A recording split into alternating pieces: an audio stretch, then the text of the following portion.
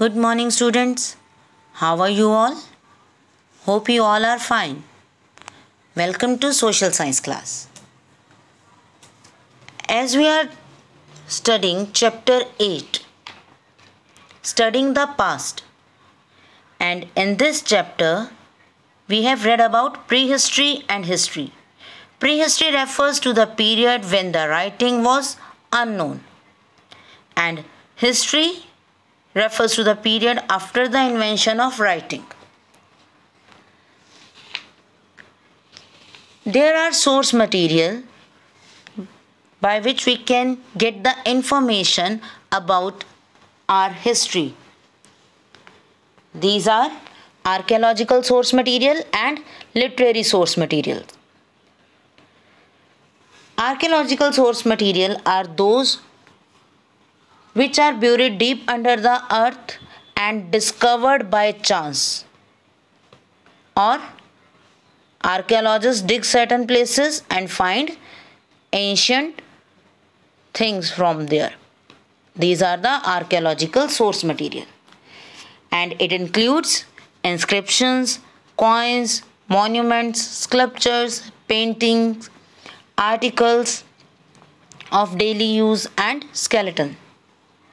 In our previous video, we have read about all these archaeological source material. Now in this video, today's video, we are going to learn about literary sources. What are literary sources? Literary sources are the written records of the past. These are also known as manuscripts. Literary sources क्या है? जितना भी written material ancient time में जो भी written records हैं, whether they are letters of the kings और the diaries of visitors, okay, और the poems, stories, whatever, these are called literary sources and these are also known as manuscripts. जितना भी written record है हमें मिलता कि Kings के वो लेटर हैं दूसरे किंग्स को, या कोई ऑर्डर्स उन्होंने दिए रिटन में, ओके, जो विजिटर्स फॉरेन से इंडिया में आए उन्होंने कोई लिखा, कुछ भी कोई बुक लिखी गई, और पोएम, प्ले, कुछ भी, that is in written form, are called literary sources. They are very important for the historian. जो ये रिटन मटेरियल है ये हिस्टोरियन के लिए बहुत ज़्यादा इम्पॉर्टेंट है. Before the invention of paper, people wrote on the dried palm leaves, bhojpatras, copper plates. Some of the literary sources are as follows: religious और non religious. Before the invention of paper, we are writing on paper now in these days, okay. But paper was not available in ancient time. So people wrote on dried palm leaves. Palm tree के leaves के ऊपर लिखते थे. भोजपत्रास, ये भी leaves ही थे, भोजपत्रास, उन पर लिखते थे. कॉपर की प्लेट्स, कॉपर मेटल की प्लेट्स थी, उन पर वो अपना रिटन मटेरियल, जो भी राइटिंग्स थी, जो उन्होंने कोई ऑर्डर्स देने थे या कुछ भी लेटर्स था, all this things are written on the bhojpatras, palm leaves and copper plates, okay. Before the invention of paper, paper की इन्वेंशन से पहले की बात है कि लोग लीव्स पर लिखते थे. Clear? So there are some religious and non religious literature. What is religious literature? Religion means धर्म, हमारा जो religion है, okay. So religious literature consists of Vedas of Hindu धर्म, books of Jain and Buddha धर्म, okay. These are the religious books. जो भी हम वेद या कोई हॉली बुक, कोई भी रिलीजियस बुक रीड करते हैं, these are the religious literature. Okay, so religious literature consists of the Vedas of Hindus in Sanskrit. अब वेदास कौन सी लैंग्वेज में रिटन है? संस्कृत में। पिताकास ऑफ बुद्धिस्ट, बुद्धिस्ट जो पर्सन्स हैं उनकी holy book Pitakas, and these are written in Pali language. Okay. Angas of Jain in Prakrit, the name of the book is Angas and it is written in Prakrit language. ठीक है। हिंदूज की बुक्स आती हैं जिनको हम वेद बोलते हैं, वो कौन सी लैंग्वेज में रिटन है? संस्कृत में। बुद्धिस्ट की books Pitakas, these are written in Pali language, and Jain books Angas written in Prakrit language. These are the religious books. Okay? They tell us about the religious belief, society, custom and tradition of that time. Now, the things or the stories are written in those books are related to the religious belief of the people at that time. उस time के लोग कौन से religion को follow करते थे, उस religion में क्या ट्रेडिशन थे, किस तरह से वर्क किया जाता था, वर्शिप कैसे करते थे, किसकी वर्शिप करते थे। All these things are written in religious books. It gives us information about society also, कि लोग कैसे थे, कितने वर्ण सिस्टम थे, कास्ट सिस्टम था या नहीं था, रिच थे और पुअर थे, different type of society terms, उनकी इंफॉर्मेशन देते हैं। कस्टम और ट्रेडिशन कैसा था लोगों का, उसकी इंफॉर्मेशन हमें रिलीजियस बुक से मिलती है। The Puranas, the epics, Ramayan and Mahabharata also provide useful information of that period. Puranas are the holy books and epics means the long poems. अगर आपने कभी रामायण या उसका कोई एक पार्ट पढ़ा हो तो आपको पता है कि वो पोएम के टाइप में लिखी हुई है। ओके। तो पुराण और एपिक, एपिक्स में कौन सी बुक्स आती हैं? रामायण और Mahabharat. These are like long poems. Okay. They also provide us useful information of ancient time. जिस टाइम में ये लिखी गई रामायण और महाभारत, उस टाइम का हमें अच्छे से इंफॉर्मेशन देती हैं। Non religious literature consist of prose, plays, poetry, grammar, as well as writing of Kautilya, that is अर्थशास्त्र। कालिदास ने बुक लिखी अभिज्ञान शकुंतलम एटसेट्रा। अब जो बुक्स रिलीजन से अटैच नहीं हैं वो सब क्या है? Non religious.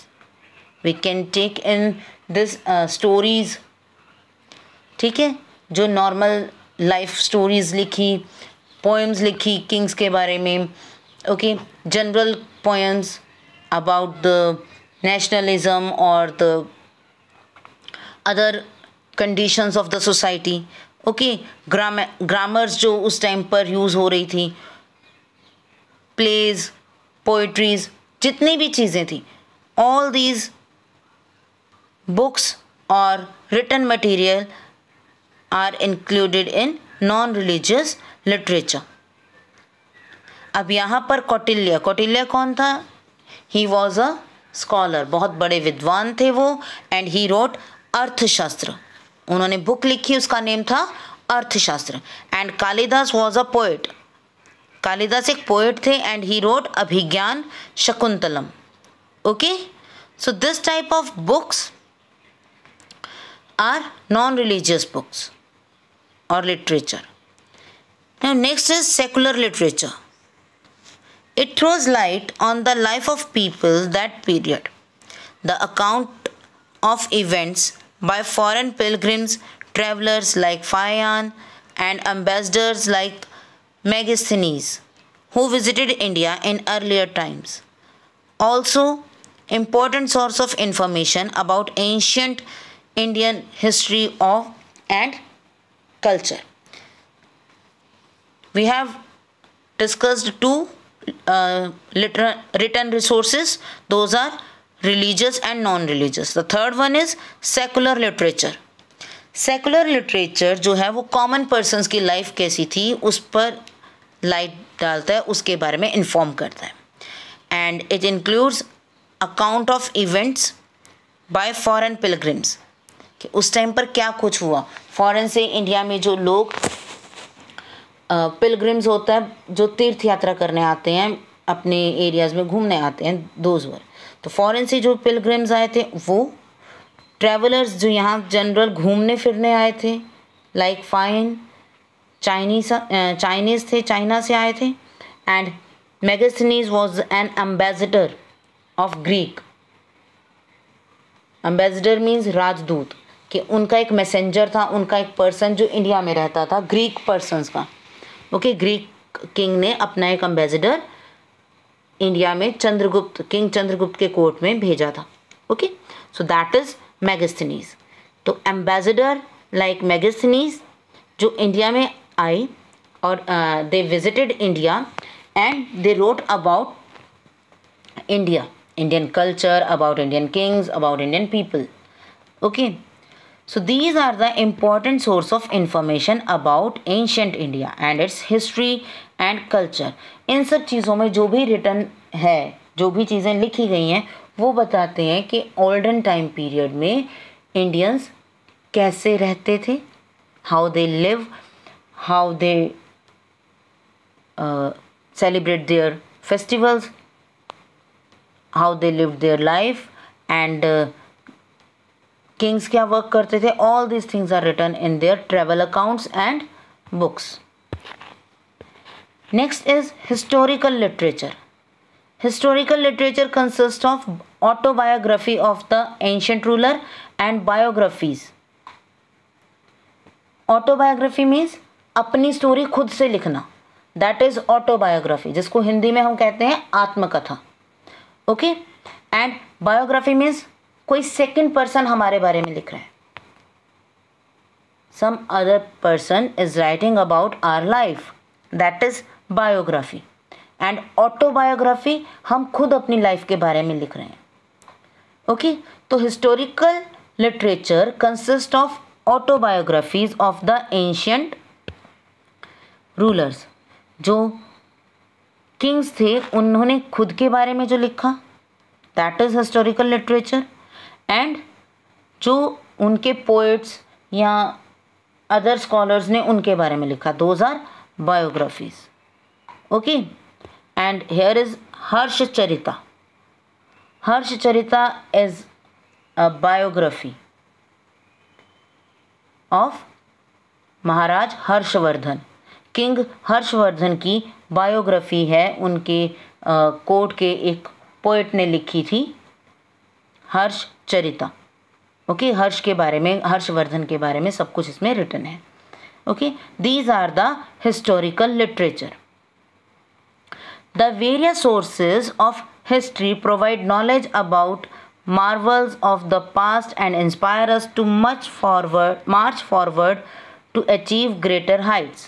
हिस्ट्री हमें हमारे पास्ट के बारे में नॉलेज देती है और हमें इंस्पायर करती है, मोटिवेट करती है that we have to achieve more greater Heights.